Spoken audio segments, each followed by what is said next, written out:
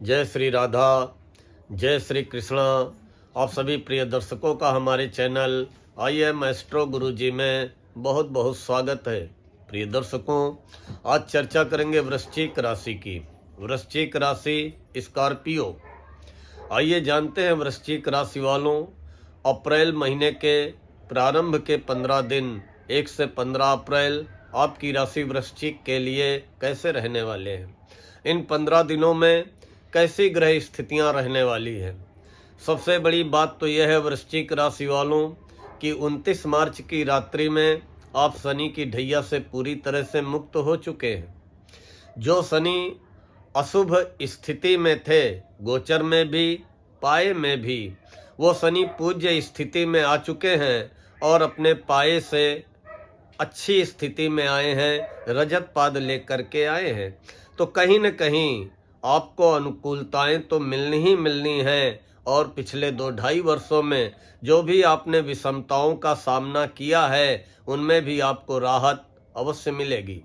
जहाँ तक ग्रह स्थितियों की बात है, ग्रहों के राजा सूर्य जो कि आपकी चंद्र कुंडली में आपके कैरियर के स्वामी हैं, चाहे आप नौकरी करते हो चाहे व्यापार करते हो, वो सूर्य अभी पंचम भाव में है और गोचर में पंचम सूर्य आपको प्रतियोगी परीक्षाओं में सफलता दिलाने का कार्य कर सकते हैं। लेकिन बहुत अच्छे पांचवें सूर्य नहीं माने गए हैं। लेकिन यही सूर्य जब 13 अप्रैल को राशि परिवर्तन करके उच्च राशि मेष में पहुंचेंगे तो आपकी राशि से छठे सूर्य आपको हर प्रकार की सफलता दिलाने का कार्य करेंगे। 13 अप्रैल से लेकर 14 मई तक छठे सूर्य उच्च के सूर्य, चाहे कोर्ट कचहरी का कोई मुकदमा हो, चाहे कोई विवाद हो, चाहे प्रतियोगी परीक्षा हो, चाहे कोई कंपटीशन हो और चाहे रोग ऋण शत्रुओं का मामला हो, हर प्रकार की सफलता व विजय दिलाने का कार्य करेंगे। लेकिन अभी 13 अप्रैल तक सूर्य की स्थिति बहुत अच्छी नहीं है। मंगल 2 अप्रैल को कर्क राशि नीच राशि में प्रवेश करके आपकी राशि से नवम भाव में हो जाएंगे। लेकिन फिर भी अभी तक जो मंगल अष्टम भाव में थे उससे अच्छी स्थिति मंगल की नवम भाव में होगी। लेकिन नवम भाव में नीच के मंगल और आपके राशि के स्वामी हैं। मंगल तो आपकी राशि के स्वामी हैं, आपके जन्म राशि से हैं, आपके चंद्र लग्नेश हैं।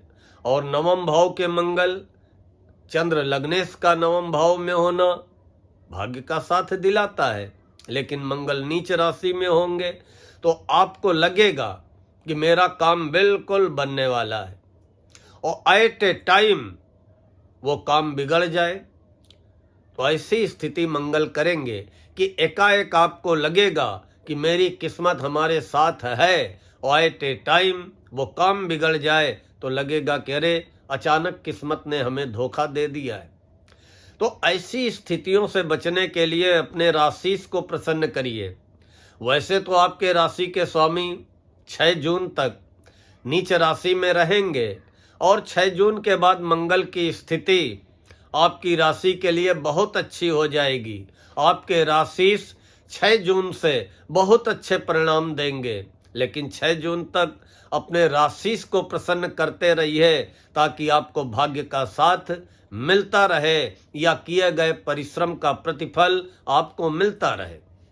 बुध 5वें भाव में है और 5वें बुध भी गोचर में शुभ नहीं माने गए हैं। कहीं न कहीं बुद्धि भ्रमित करेंगे, कहीं न कहीं आप अनिर्णय की स्थिति में आएंगे, कहीं न कहीं आपके मन के अंदर ऊहापोह असमंजस की स्थितियां जन्म लेंगी। आय के स्वामी आपकी चंद्र कुंडली में आय के स्वामी बुध है और वो पंचम भाव में बैठ करके पूरी दृष्टि से आय के स्थान को देखेंगे और यही बुध जब मार्गी हो जाएंगे 7 अप्रैल को तो कहीं न कहीं आपके आय व लाभ में वृद्धि कराने का कार्य अवश्य करेंगे।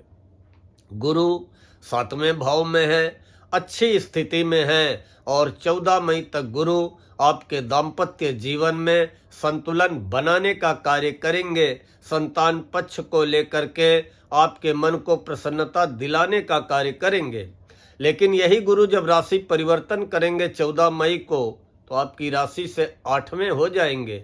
और 8वें गुरु गोचर में स्वास्थ्य के लिए अच्छे नहीं होते हैं, इसलिए 14 मई से लेकर के वर्ष पर्यंत आपको अपने स्वास्थ्य को लेकर के, अपने पाचन तंत्र को लेकर के, अपने पेट को लेकर के बहुत सावधान रहना है। शुक्र 5वें भाव में है, उच्च के हैं। गोचर में 5वें शुक्र बहुत अच्छे परिणाम देते हैं, लेकिन शुक्र के वक्री हो जाने के कारण परिणामों में कमी आ गई। लेकिन यही शुक्र 13 अप्रैल को मार्गी होने जा रहे हैं। और वृश्चिक राशि वालों, 13 अप्रैल से लेकर 31 मई तक 5वें शुक्र उच्च के आपको हर प्रकार की सफलता दिलाने का कार्य करेंगे। आपको आपके सुख साधनों में वृद्धि करेंगे, आपके दाम्पत्य सुख में वृद्धि करेंगे, आपको प्रतियोगी परीक्षाओं में सफलता दिलाएंगे, आपको उच्च शिक्षा में सफलता दिलाएंगे। और अगर आप कला के क्षेत्र से, संगीत के क्षेत्र से, अभिनय के क्षेत्र से जुड़े हैं तो उसमें यह शुक्र आपको सफलता दिलाने का कार्य करेंगे। शनि के बारे में हमने वीडियो के शुरू में ही बताया कि आप ढैया से मुक्त हो चुके हैं और शनि अब आपकी राशि से चौथे घर के बजाय 5म भाव में पहुंच चुके हैं, पूज्य अवस्था में आ गए हैं। अभी तक तो आपने शनि को पिछले 2-2.5 वर्षों में बहुत प्रसन्न करने का प्रयास किया, लेकिन सारे आपके द्वारा किए गए प्रयास असफल साबित हुए, क्योंकि ना तो गोचर में ही शनि शुभ थे और ना ही पाए से ही शनि शुभ थे। लेकिन अब कम से कम चांदी का पाया आपको सफलता दिलाने का कार्य करेगा। और 5वें शनि पूज्य अवस्था में है, इसका मतलब अवरोधों को मिटाने के लिए, विघ्न बाधाओं रुकावटों को समाप्त करने के लिए आप शनि के उपाय करके शनि को प्रसन्न कर सकते हैं। और लगभग हर वीडियो में मैं शनि का उपाय बताता हूं कि शनिवार को सुबह पीपल में जल चढ़ाएं, शाम को दीपक जलाएं, काली चींटियों को चुगाएं। उसके अलावा कोई दीनहीन, अपाहिज, लाचार, हैंडीकैप मिल जाए तो उसकी मदद अवश्य करें या उसको कुछ ना कुछ खिला अवश्य दें। शनिवार को अगर आप किसी लाचार, किसी मजबूर की मदद करेंगे तो शनिदेव किसी न किसी रूप में प्रसन्न अवश्य होंगे। बाकी 5वें शनि सोची हुई योजनाएं जो आपकी हैं, पिछले 2.5 वर्षों में बहुत सी आपने प्लानिंग की, लेकिन वो प्लानिंग आप पूरी नहीं कर पाए, ऑन ग्राउंड उन प्लानिंग को लागू नहीं कर पाए। वो स्थितियां समाप्त होंगी, कुछ अवरोध तो आएंगे, रुकावटें आएंगी, विघ्न बाधाएं आएंगी, लेकिन अंततोगत्वा इन द एंड में आपको सभी कामों में सफलता अवश्य मिलेगी। संघर्ष व अवरोध के बाद 5वें शनि आपको सफलता अवश्य दिलाएंगे और जो भी आपके अटके रुके फंसे कार्य हैं वो अवश्य पूरे होंगे। राहु 5वें घर में है, कहीं न कहीं गर्भाधान की अवस्था में ये राहु डिस्टर्ब का कारण बनते हैं। उच्च शिक्षा में एकाएक ब्रेक लाने का कार्य करते हैं। राहु की स्थिति तो अच्छी नहीं है और आगे भी जब राहु 18 मई को राशि परिवर्तन करेंगे तो आपके लिए अच्छे रहने वाले नहीं हैं। इसलिए आप अपने शरीर में चांदी धारण कर लें और भोले बाबा का पूजन करते रहें। भोले बाबा का पूजन करते रहेंगे, भैरव का पूजन करते रहेंगे तो राहु अनुकूल परिणाम देने को बाध्य हो जाएंगे। केतु 11वें घर में है, बहुत अच्छे परिणाम आपको प्रदान करेंगे। 18 मई तक जाते जाते 11वें केतु आपके एकाएक अचानक आकस्मिक रूप से आय व लाभ में वृद्धि कराने का कार्य करेंगे। जहां तक 1 अप्रैल से 15 अप्रैल की बात है, देखिए 1 अप्रैल से लेकर 3 अप्रैल तक अच्छा समय रहेगा।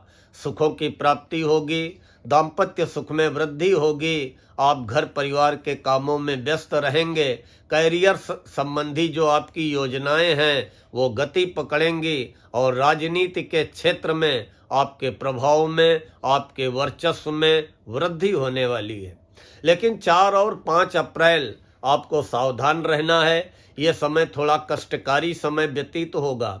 अचानक कोई घटना दुर्घटना हो सकती है, भाइयों में मतभेद हो सकते हैं, मित्रों से मतभेद हो सकते हैं और खर्च की अधिकता हो सकती है। इसलिए 4 और 5 को खर्चों पे नियंत्रण बना करके चलें।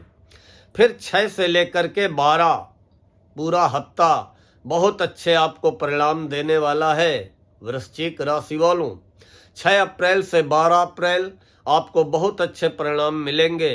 भाग्य का साथ मिलेगा, प्रेम प्रसंगों में सफलता मिलेगी, मन प्रसन्न रहेगा और जो पिछले समय से आप उपाय करते चले आ रहे हैं उनका आप सही प्रतिफल आपको मिलने वाला है।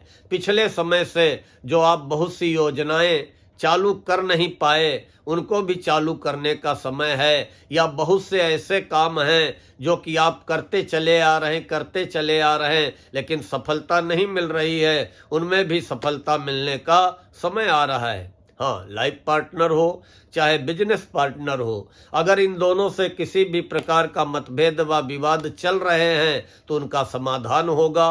आप अपने कामों में व्यस्त रहेंगे, तीर्थ यात्रा का भी अवसर मिलेगा और सफलता के रास्ते खुलेंगे। आपकी आर्थिक स्थिति में सुधार होता हुआ दिखाई पड़ेगा और मित्रों का सहयोग मिलेगा। अब हम बात करते हैं अप्रैल माह के शुरू के 15 दिनों में अंतिम 3 दिनों की। 13 अप्रैल, 14 अप्रैल, 15 अप्रैल अच्छा समय नहीं रहेगा, कष्टकारी समय रहेगा। व्यर्थ की यात्राएं हो सकती हैं, खर्च की अधिकता हो सकती है और धन का लेन देन करने से बचें, या कोई किसी भी प्रकार का निवेश इन्वेस्टमेंट करने से बचें। और कहीं धन का लेन देन कर रहे हैं या कहीं इन्वेस्टमेंट कर रहे हैं तो सोच समझ करके करें। आपकी उलझनों में वृद्धि हो सकती है या आपका धन कहीं अटक सकता है, कहीं रुक सकता है, कहीं फंस सकता है। फिर भी वृश्चिक राशि वालों, शनि की कहीं न कहीं आपको अनुकूलता ढैया के समाप्त होने के बाद अवश्य मिलने वाली है, बशर्ते सावधान रहना है, सतर्क रहना है और कुछ भी पाने के लिए प्रयत्न परिश्रम अवश्य करना पड़ेगा। इन्हीं शब्दों के साथ आज मैं अपनी वाणी को यहीं पे विराम देते हुए इस वीडियो को यहीं पे समाप्त करता हूँ। जय श्री राधा, जय श्री कृष्णा।